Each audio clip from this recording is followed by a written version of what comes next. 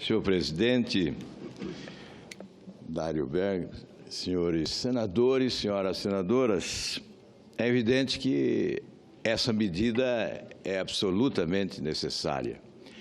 Não se discute quanto à sua procedência e urgência e utilidade. Lastimavelmente, ela não alcança todo o país. Os agricultores, por exemplo, de Caxias do Sul, não serão beneficiados com essa medida provisória de Santa Catarina, do nosso senador Dário Berger, ou do Paraná, enfim, apenas do Norte e do Nordeste. Nós reconhecemos que necessitam mais do que outros, certamente. No entanto, é preciso que essas medidas que são emergenciais se tornem definitivas para a agricultura brasileira, alcançando todas as regiões do país. É preciso reconhecer a importância da agricultura no nosso processo histórico de desenvolvimento econômico. Veja, nos últimos 25 anos, a balança comercial brasileira teve um saldo positivo de 380 bilhões de dólares. No entanto, se excluirmos a agricultura, a balança comercial brasileira teria um saldo negativo de 562 bilhões de dólares, porque a agricultura alcançou um saldo positivo de 942 bilhões de dólares. E a indagação que se faz: a agricultura brasileira está pronta? Do lado de fora da porteira da propriedade rural, as condições oferecidas são adequadas? É evidente que não. É por essa razão que os agricultores brasileiros devem ser parabenizados.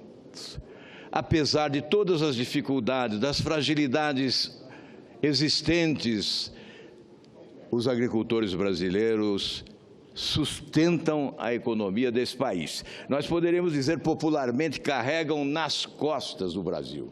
Esta é a realidade. Mas a distribuição de renda no campo é temerária, por isso os pequenos produtores rurais do Norte e do Nordeste necessitam desse socorro emergencial.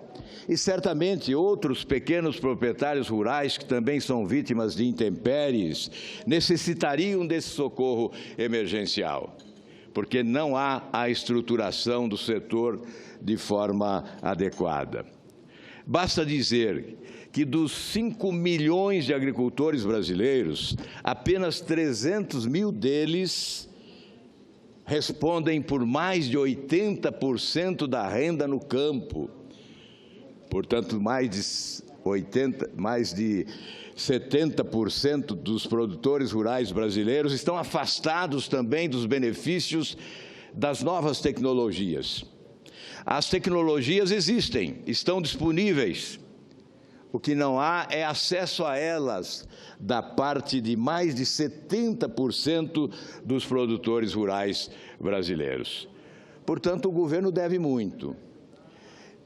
E não há por que afirmar, já que existem tecnologias disponíveis, não se invista em inovação, não se deve investir em inovação e desenvolvimento.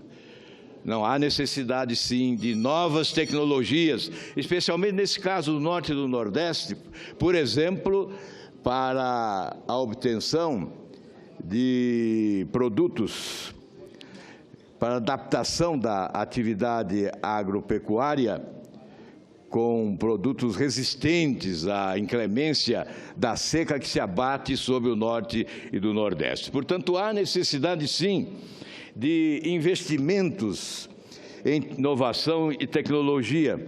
Veja o que há de investimento. O Brasil investiu 39 bilhões em 2013, ou seja, 1,24% do PIB. A China investe 2,8%, A Coreia do Sul investe 4,15% do PIB, a Alemanha 2,85%.